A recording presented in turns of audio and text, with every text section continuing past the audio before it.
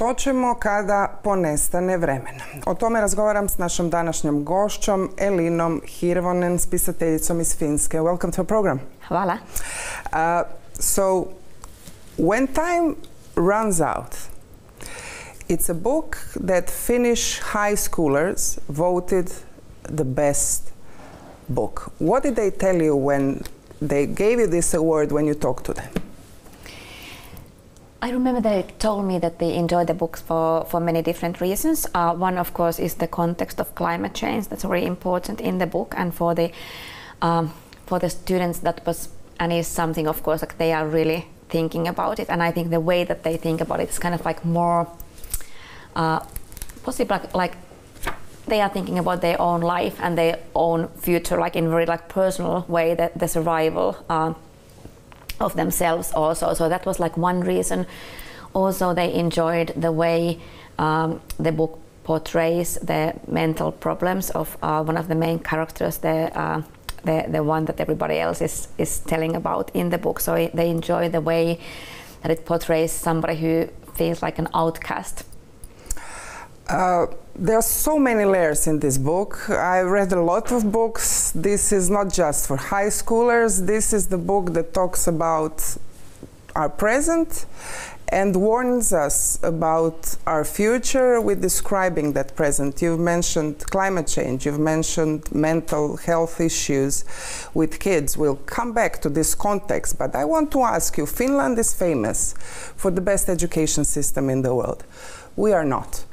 And we have a huge issue of reading. There is this, let's say, project that is called Reading in Focus, and your book was brought to high schoolers in Croatia.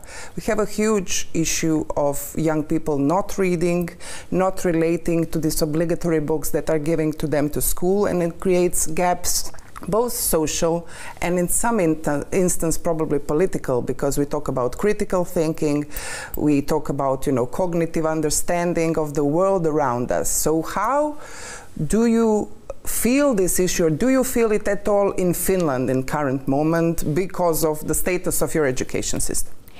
We do feel it in Finland also. It sounds like when you are talking about the situation in Croatia, it actually sounds very familiar to me. Mm-hmm. In Finland, like I think there is this kind of crisis mode about young people not reading and young people not being kind of able to read well enough to kind of like to be citizens in the democratic society. Mm-hmm. I mean, in Finland, the way that we talk about our issues, I also feel that the crisis mode comes very easily compared to other countries. That we, of course, like many things are still like well in Finland, but we are definitely talking about the same topics. And I think it's, of course, like reading is at the core of democracy. I think that is the thing that kind of like being able to read is the core, like for critical thinking, as you said, the core for participating in the society as democratic citizens.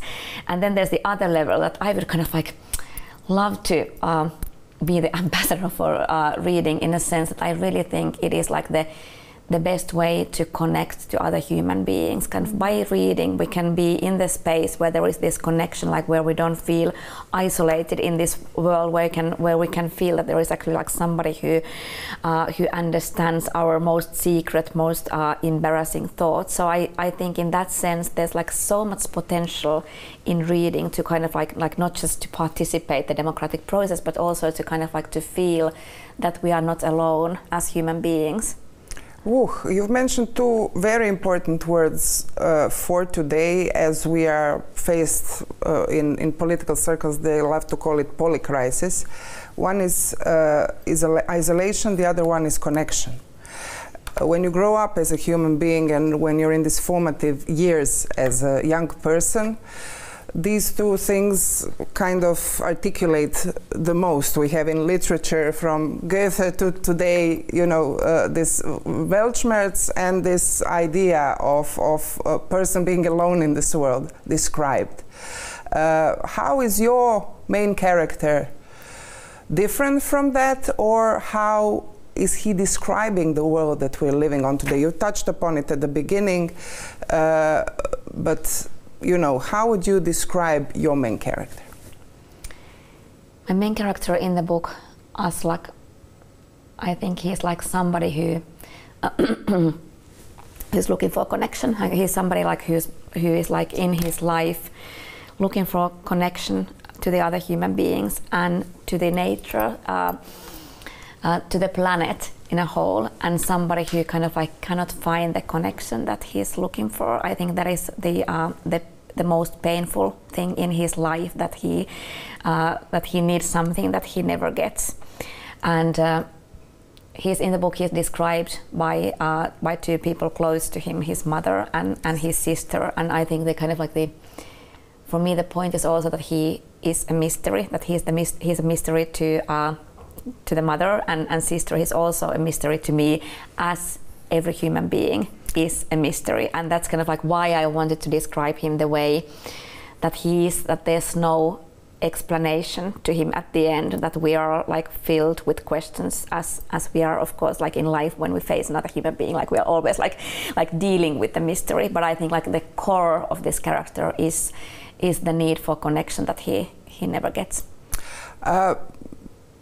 I don't know if I would love people to read this book, because I think it's very important. And when you talk about, you know, literature that is given to kids in schools, and the things that you write about, how important, from your perspective, you're also a mom, you're also a famous journalist, you receive a lot of awards for your work, how important it is to connect with this generation through the language and through the subjects that they're interested in, because we see a lot of young people on the streets from climate movement, but also from the other side, being drawn and appealed by far right and this kind of other radicalism in our societies. How important it is to have this kind of books in schools? I think it is like most important thing to connect with them on the level that's important to them. I've always been kind of like, even though I really embrace the idea of teaching literature, but I've always been a little bit like against of teaching like certain kind of highly valued literature. I think kind of like teaching literature and teaching like people to enjoy reading should be about kind of like helping them to find the right books for them, because I do believe that we all have the right books. We all have the books that we can fall in love with, that can mean a world to us, that can makes us feel less isolated in the world. So I think that is the most important thing, not to teach something that they should read or that's kind of like highly valued as such, but to kind of like to guide them, to help them to find the right books. And also, as part of teaching, I think it should be about kind of like not telling them what to do, but asking what's important to them. I think that is like the most important thing, to kind of to listen. How big of an issue is mental health in Finland also? Right now, there is a lot of talk about like mental health crisis, especially like with the young people. I see it like kind of like I see two sides of it. I think the good side is that now people are talking about it, because that's something like that used to be a taboo. I think in suppressed, yeah. I think in most countries, possibly like it was a taboo. In Finland, after the war, like our wars, it was like all mental problems were a taboo for the long time. There was this culture of having to survive and kind of like having to be tough and just like focus on the daily survival. And I think mental health being a taboo is something that breaks us, because like we are fragile beings, like our mind is fragile. So I do think that kind of like when we are not allowed to show that side of us, or to kind of to enhance that side, it easily breaks us. So I think the good side is that now people are not embarrassed to talk about that.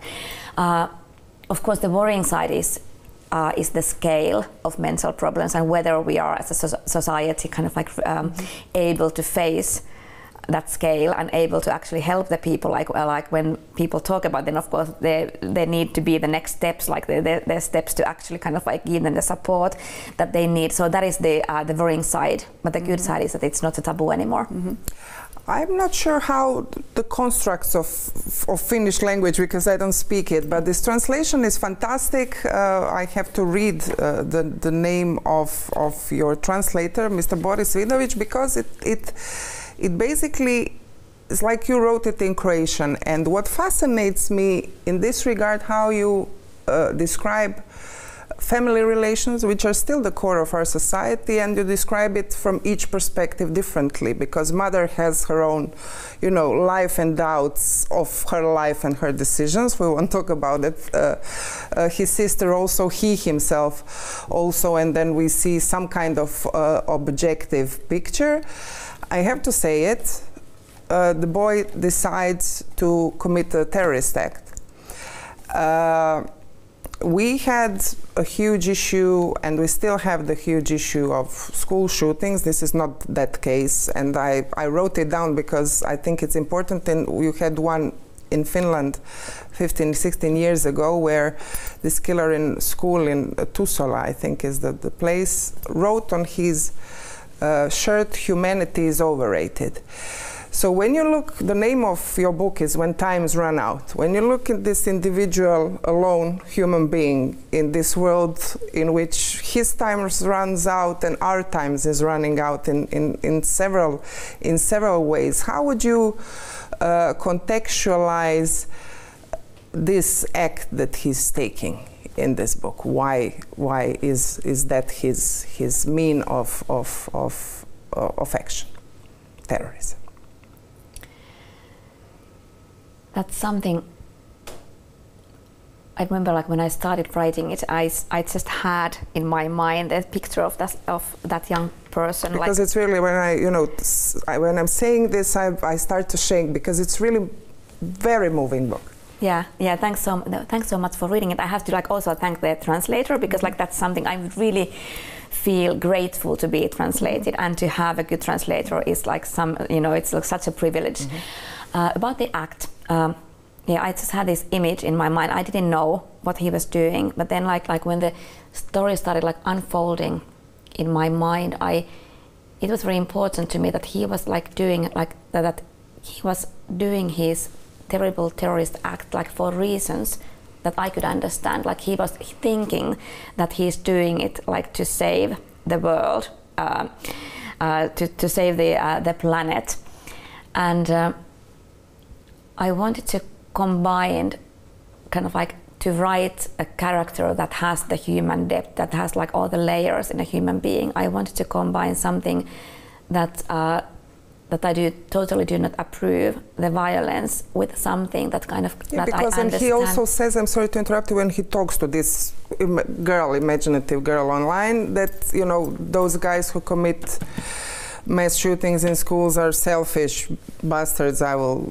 be rude that much, and they are doing it, what you said, for some higher cause. So they are making some kind of excuse for their violent act. Yeah. Sorry. Yeah.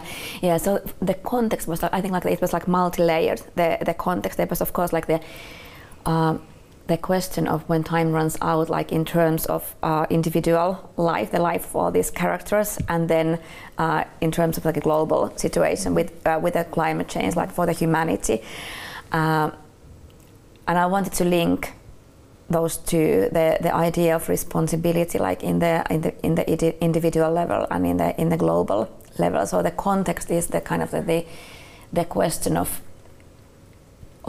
what do we leave for the next generations, what kind of world we live, what kind of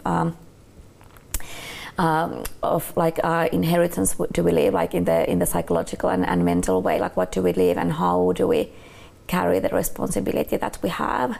That was the context. Of course, the book doesn't provide any answers. It's it leaves the reader with questions. And I also because I didn't want to provide any answers apart from some glimpse of hope that I do hope that people find in the book. But that was the context, the question of the individual and global responsibility.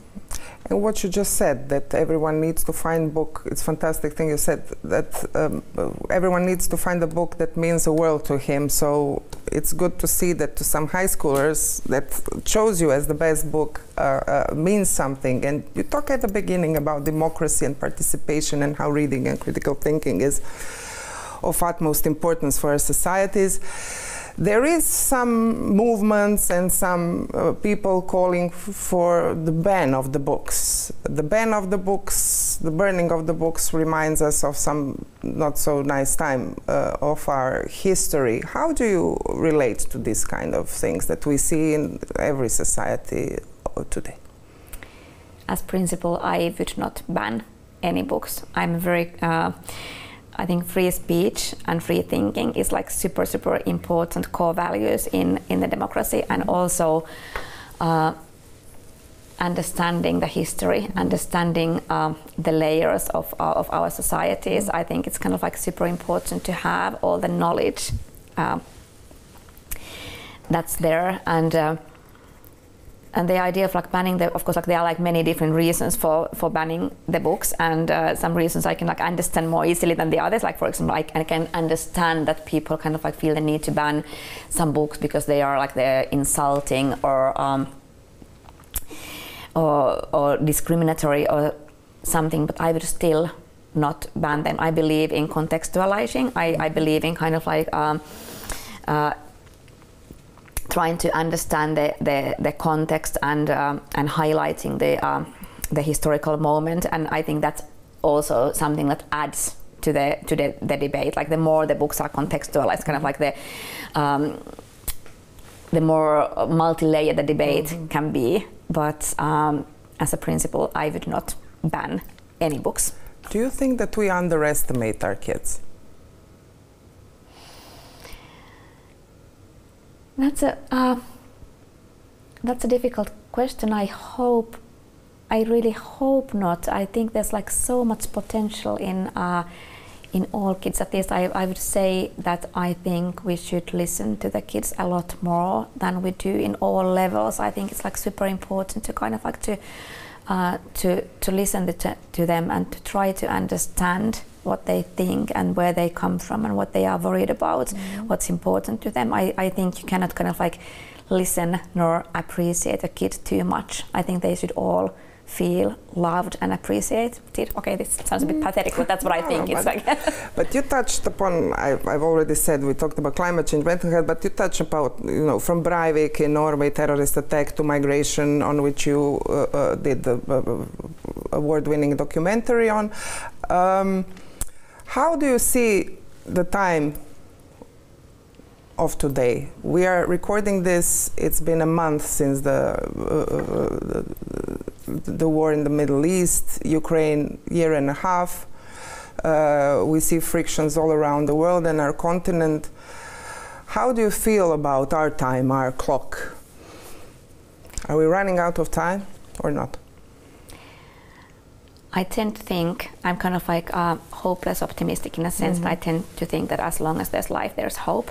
I do, however, kind of like, of course, this time with the destruction and wars going on, it's difficult to believe in humanity. I think, and I kind of like, I've been just thinking about it a lot, that it's like so important at this time to be kind of like, to be interested in other human beings, to be kind of like interested in other people's stories and try to understand the pain and the different backgrounds that people come from. I think like valuing, you were like mentioning the t-shirt that humanity is overrated. I think it's like fully underrated. I think kind of like this is the time to really appreciate humanity, no matter kind of like what is the background and no matter our differences. I think this is a time to kind of like value each other and value humanity and kind of like try to work for the humanity to survive in this planet.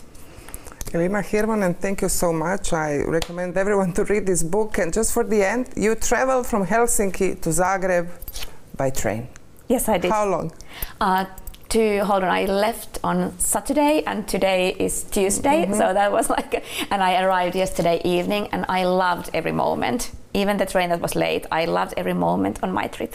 So you passed all over Europe. Thank you so much for being our guest, and I'm also inviting, even though this is being aired on Sunday, pozivam dakle sve naše gledatelje još danas poslije podne, dok ovo budete gledali u našoj emisiji TNT u Zagrebu traje sajam knjiga Interliber. Idete, posjetite i čitajte. Hvala. Hvala vam.